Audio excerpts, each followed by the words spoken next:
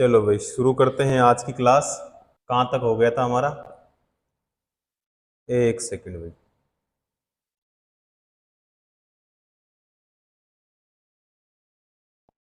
यहाँ तक हो गया था इससे पहले वाली क्लास में, है ना। चलो अब करते हैं भाई इसके आगे। नेक्स्ट क्वेश्चन करते हैं।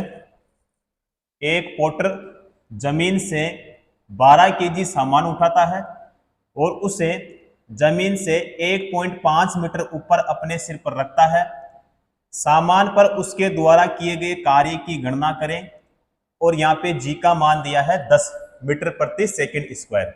देखो यहाँ पे जो जी है, इस जी का मतलब क्या होता है? जी का मतलब होता है गुरुत्वीय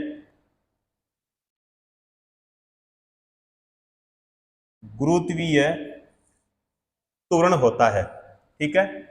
अब इसमें देखो यहाँ पे ज्ञात क्या करना है कि यहाँ पे कार्य की गणना करें। अब कार्य पूछा, इसका मतलब यहाँ पे होगा W। कार्य का मतलब क्या होता है? कार्य का मतलब होगा यहाँ पे W हो जाएगा। W बराबर क्या होगा? तो W बराबर हो जाएगा M।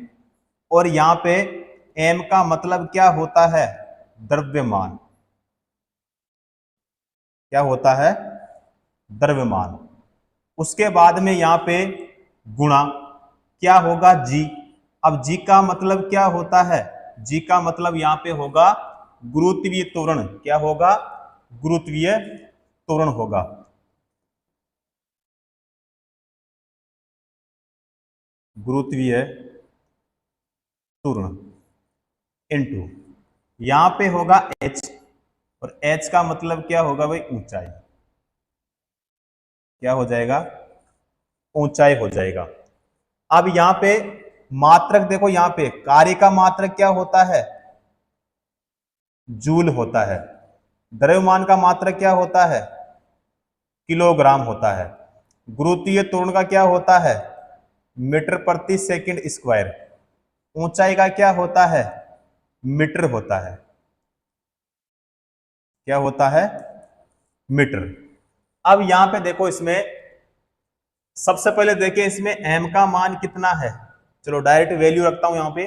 देखो W बराबर क्या होगा? m का मान कितना है? तो m का मान है इसमें 12 केजी। इंटू में g का मान कितना है? इसमें g का मान दिया यहाँ पे, देखो कितना दिया इसमें? 10 मीटर प्रति सेकंड स्क्वायर। इंटू में यहाँ पे h का मान, भाई लास्ट में क्या है यहाँ पे? h का मतलब ऊंचाई। तो ऊंचाई कितनी है? देखो जमीन से 1.5 मीटर। तो यहाँ पे हम 1.5 मीटर बराबर में यहाँ पे देखो W बराबर क्या होगा? तो 180 क्या हो जाएगा? जूल। क्या हो जाएगा? जूल। जूल कैसे होगा? क्योंकि यहाँ पे निकालना क्या है? W। और W का मतलब ही क्या होता है? कार्य। और कार्य का मात्रक क्या होता है? जूल। वैल्यू किस में आएगी? जूल में। अब यहाँ पे जूल, जूल का प्रतीक होता है J। क्या होता है? J।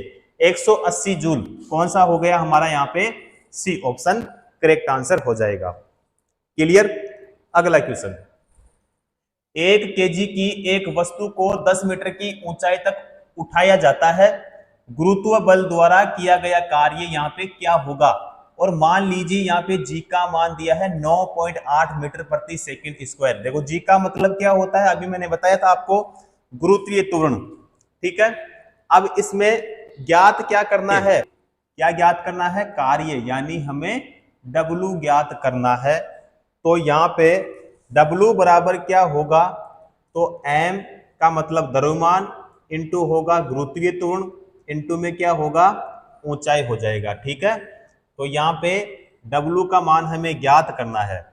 यहाँ पे सबसे पहले हम देखें कि बताओ M का मान कितना है। M का जो मान है वह है यहाँ पे 1 केजी। कितना है? 1 केजी। H का मान कितना है? तो H का मान है इसमें 10 मीटर। कितना मीटर? 10 मीटर। उसके बाद में G का मान अगर इसमें देखें तो 9 पॉइंट कितना होगा?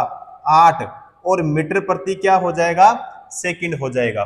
ठीक है। तो यहाँ पे W बराबर क्या होगा? तो W बराबर यहाँ पे देखो 1 इंटू में कितना बताओ? तो 9.8। और इंटू में कितना बताओ? यहाँ पे 10 हो जाएगा। क्या होगा? 10 हो जाएगा। अब यहाँ पे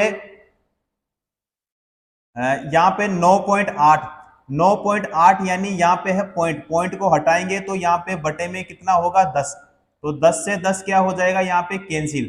तो W बराबर जो हमारे पास में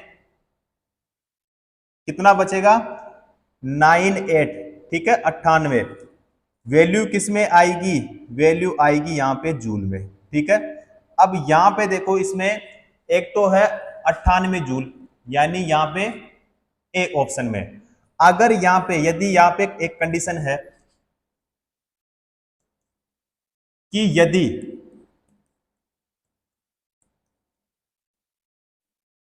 विस्थापन बल की दिशा के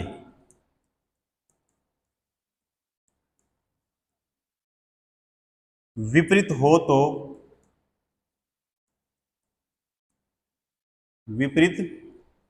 तो जो कार्य है, जो कार्य है वो क्या होगा ऋणात्मक,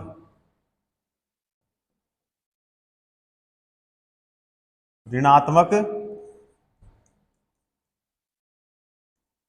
होता है, ठीक है। तो यहां पे फिर W बराबर बताओ क्या होगा, ऋणात्मक का मतलब क्या हो गया नेगेटिव, तो साइन इसका आएगा माइनस का।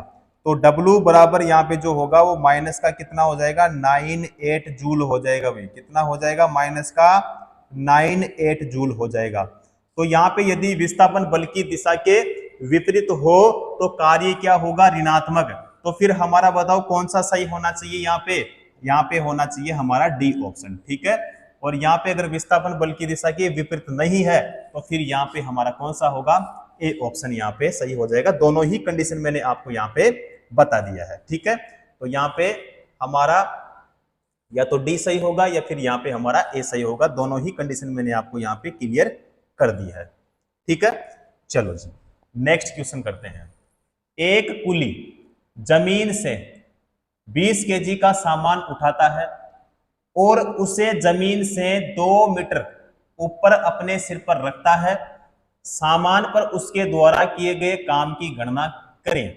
जी का मान यहाँ पे दिया है इसमें 10 मीटर प्रति क्या दिया है सेकंड स्क्वायर दिया है, ठीक है। अब यहाँ पे जो द्रव्यमान है,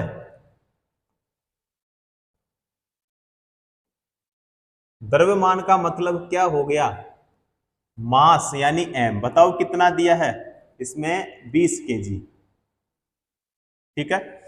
उसके बाद में गुरुत्वीय त्वरण यानी यहाँ पे जी का मान, तो जी का मान है यहाँ पे 10 मीटर प्रति क्या है सेकंड स्क्वायर। ऊंचाई बताओ यहाँ पे,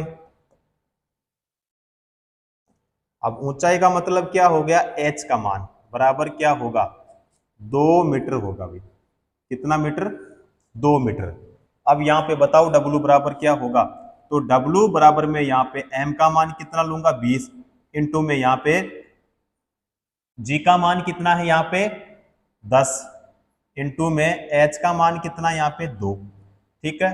तो यहाँ पे या तो हो जाएगा यहाँ पे 40 गुणा करोगे तो 40 इंटू में कर लो यहाँ पे 10, क्योंकि इन दोनों को गुणा करते हैं तो 40 और यहाँ पे 10। तो W बराबर जो होगा दोनों को गुणा करोगे तो कितना हो जाएगा 400, क्या होगा 400, क्या हो जाएगा 400 जूल हो जाएगा भाई, ठीक है। तो 400 जूल यहाँ पे हमारे कौन से ऑप्शन में बताओ सी ऑप्शन में, तो करेक्ट आंसर हमारा सी ऑप्शन सही हो जाएगा। क्लियर। चलो जी अगला क्वेश्चन, कार्य में क्या होता है, कार्य में बताओ क्या होता है। तो ए ऑप्शन है कोई दिशा नहीं होती केवल परिमाण होता है, जो कि यहाँ पे बिल्कुल सही हो जाएगा हमारा ए ऑप्शन। यानी जो कार्य होता है कार्य में कोई दिशा नहीं होती, केवल क्या होता है परिमाण होता है, ठीक है। तो यहाँ पे कौन सा हो जाएगा हमारा ए ऑप्शन। क्लियर।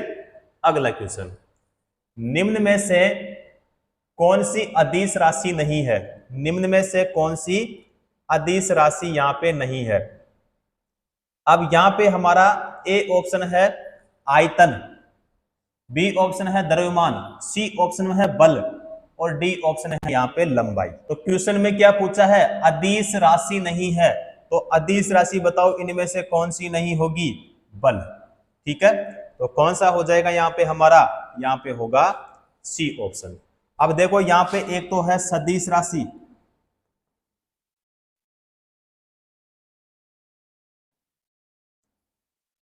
एक होती है अदिश राशि।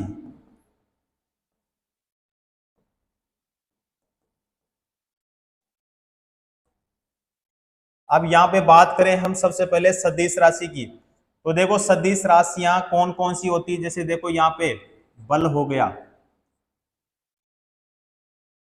पूर्ण हो गया,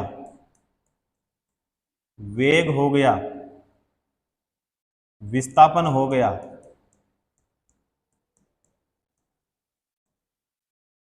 अदिश राशियां जैसे मान लो कार्य हो गया, समय हो गया, और समय दूरी हो गया, और धारा, धारा भी हो जाएगी। ठीक है, तो सदिश राशि और अदिश राशि मैंने आपको पढ़ा रखा है, अगर आपने वो क्लासे देखी है तो आपको ये क्वेश्चन अच्छे से समझ में आया होगा। तो यहाँ पे अदिश राशि नहीं है, तो बल हो जाएगा भाई, कौन सा होगा यहाँ पे हमारा, यहाँ पे हो जाएगा सी ऑप्शन। ठीक है, अगला क्वेश्चन करते हैं। निम्न में से किसमें दिशा और परिमाण दोनों होते हैं भाई, दिशा और परिमाण दोनों होते हैं, द्रव्यमान या फिर संवेग, दूरी या फिर यहाँ पे चाल। संवेग सही होगा, क्या होगा, संवेग, तो यहाँ पे हो जाएगा हमारा सी ऑप्शन। क्लियर, चलो जी अगला क्वेश्चन। निम्न में से कौन सी एक वेक्टर राशि है, निम्न में से कौन सी एक वेक्टर राशि है। वेक्टर राशि का मतलब बताओ यहाँ पे क्या हो जाएगा, तो वेक्टर राशि का मतलब होता है सदिश।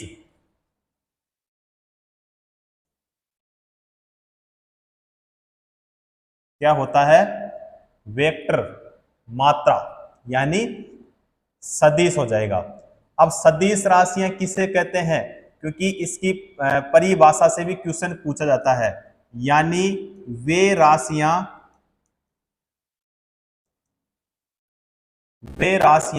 जिनमें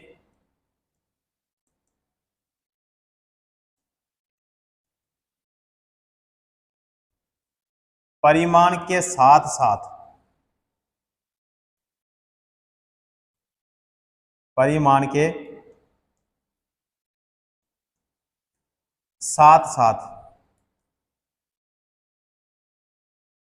दिशा भी होती है, दिशा भी होती है। अब यहां पे क्या कहलाएगी बताओ, सदिश राशि। सदिश राशि का एग्जाम्पल मैंने आपको अभी बताया था कि जैसे मान लो विस्थापन हो गया, विस्थापन के बाद में ले लो वेग, जैसे त्वरण, बल, बल के बाद में भार, और जैसे आवेग, संवेग, विद्युत। ठीक है, तो ये सभी क्या होती है, सदिश राशियां। तो निम्न में से कौन सी एक वेक्टर मात्रा है, तो वेक्टर मात्रा बताओ यहाँ पे कौन सा हो जाएगा, तो वेक्टर देखो यहाँ पे इसमें है समय, दूरी, तापमान और वेग। वेग देखो भाई यहाँ पे किसमें है, सदिश में, तो सदिश का मतलब ही क्या होता है, वेक्टर। तो फिर हमारा इसमें कौन सा हो जाएगा, डी ऑप्शन। क्लियर, अगला क्वेश्चन। सबसे उचित विकल्प चुने यहाँ पे, यानी संवेग में होता है, संवेग में क्या होता है, देखो अभी मैंने यहाँ पे बताया था आपको कि संवेग, ये रहा संवेग यहाँ पे देखो भाई, तो संवेग एक कौन सी राशि है, सदिश राशि है। सदिश राशि किसे कहते हैं, जिनमें परिमाण के साथ साथ दिशा भी होती है। ठीक है, तो यहाँ पे बताओ हमारा कौन सा सही होगा, तो कोई दिशा नहीं होती है, या फिर यहाँ पे परिमाण और दिशा दोनों होंगे, तो यहाँ पे परिमाण और दिशा दोनों हो जाएंगे भाई। ठीक है, सी ऑप्शन यहाँ पे हमारा करेक्ट हो जाएगा। चलो जी, अगला क्वेश्चन। एक वस्तु पर बल लगने के बावजूद भी किया गया कार्य क्या है, शून्य होगा यदि उसका विस्थापन क्या है। क्वेश्चन देखो बहुत ही अच्छा क्वेश्चन है और यहां से क्वेश्चन हमेशा पूछा भी जाता है। यानी एक वस्तु पर बल लगने के बावजूद भी किया गया कार्य शून्य होगा यदि उसका विस्थापन क्या है। अब उसका विस्थापन बताओ क्या होगा, तो यहां पे बताओ ऋणात्मक होगा या उदासीन होगा, धनात्मक होगा या फिर यहाँ पे शून्य होगा। तो यहाँ पे शून्य होगा भाई, क्या होगा, शून्य, यानी हमारा इसमें हो जाएगा डी ऑप्शन। देखो कार्य बराबर बल इंटू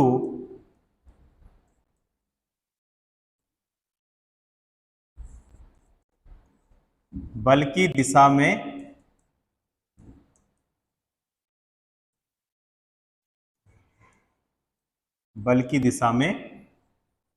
विस्थापन। इसका मतलब ये होता है, देखो यहां पे कि किसी वस्तु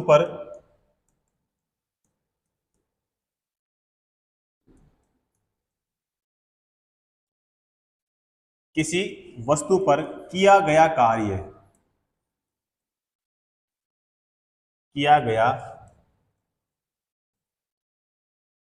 कार्य उस वस्तु पर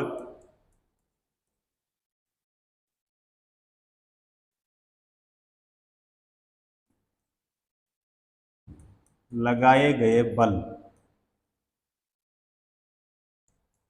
ये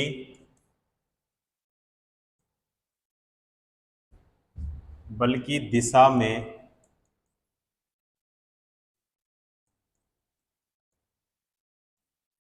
विस्थापन के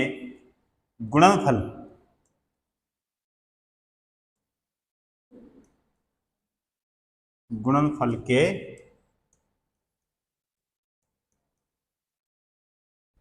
बराबर होता है। यानी किसी वस्तु पर बल लगाने के बाद भी किया गया कार्य अगर शून्य है तो इसका मतलब यह है कि उसमें कोई विस्थापन नहीं है। ठीक है, तो यहाँ पे जो विस्थापन होगा वो क्या होगा भाई, शून्य। तो यहाँ पे हमारा कौन सा हो जाएगा, डी ऑप्शन। क्लियर। अगला क्वेश्चन, कार्य करने की क्षमता क्या कहलाती है। कार्य करने की जो क्षमता होती है वो एनर्जी कहलाती है। एनर्जी का मतलब होता है ऊर्जा। इसमें हमारा कौन सा हो जाएगा यहाँ पे, सी ऑप्शन। ठीक है। उसके बाद में अगर पूछे आपको कि ऊर्जा का मात्रक क्या होता है, तो ऊर्जा का मात्रक पूछा जाता है तो आपको बताना है जूल। क्या होता है, जूल होता है। ठीक है, और ये जो जूल होता है ये होता है एस आई मात्रक।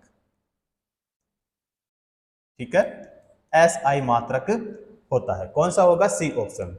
अगला क्वेश्चन, यदि कार्य का मान धनात्मक हो तो जिस निकाय पर कार्य हो रहा है उसकी ऊर्जा का लॉस होगा, उसका मान शून्य होगा, वह नियत रहेगा, उसकी ऊर्जा में वृद्धि होगी।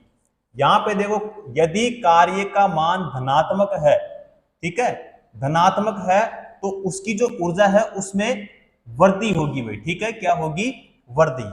कौन सी हो जाएगी इसमें, हमारा डी ऑप्शन सही हो जाएगा। क्लियर। अगला क्वेश्चन, निम्नलिखित में से किसमें कोई कार्य नहीं किया जाता है। तो यहां पे देखना है, सबसे पहले देखो, कपिल अपने कंधे पर 10 किलोग्राम भार लेकर खड़ा है। सचिन 4 किलोमीटर चलता है। एक कुली किसी बस से किसी कार तक एक वजन ले जाती है और अरुण मैदान पर क्रिकेट खेलता है। अब यहाँ पे क्वेश्चन को पढ़ो वापस एक बार, क्या कह रहा है कि किसमें कोई कार्य नहीं किया जाता है। अरुण जो है मैदान में क्रिकेट खेल रहा है, तो इसका मतलब यह है कि कार्य होगा। ठीक है, एक कुली किसी बस से किसी कार तक जाती है, मान लेते हैं, तो इसमें भी क्या होगा, कार्य। सचिन जो है 4 किलोमीटर चलता है, इसमें भी क्या होगा, कार्य। अब यहां पे जो कपिल है, कपिल अपने कंधे पर 10 किलोग्राम भार लेकर ओनली खड़ा है, तो इसमें कोई कार्य नहीं होगा। क्यों नहीं होगा? क्योंकि वो केवल वजन लेकर खड़ा है। तो वजन लेकर खड़ा है तो इसका मतलब यह है कि उसमें कोई कार्य नहीं होगा। तो यहां पे फिर कौन सा होगा हमारा? यहाँ पे ए ऑप्शन। ठीक है, चलो जी नेक्स्ट क्वेश्चन करते हैं कि बल द्वारा किया गया कार्य धनात्मक होता है जब विस्थापन बल की दिशा में होता है। विस्थापन बल की दिशा में होता है, जो कि बिल्कुल यहां पे क्या होगा? सही हो जाएगा। नेक्स्ट क्वेश्चन, कार्य शून्य होने की स्थिति में विस्थापन और लगाए जाने वाले बल के बीच का कोण कितने डिग्री का होता है?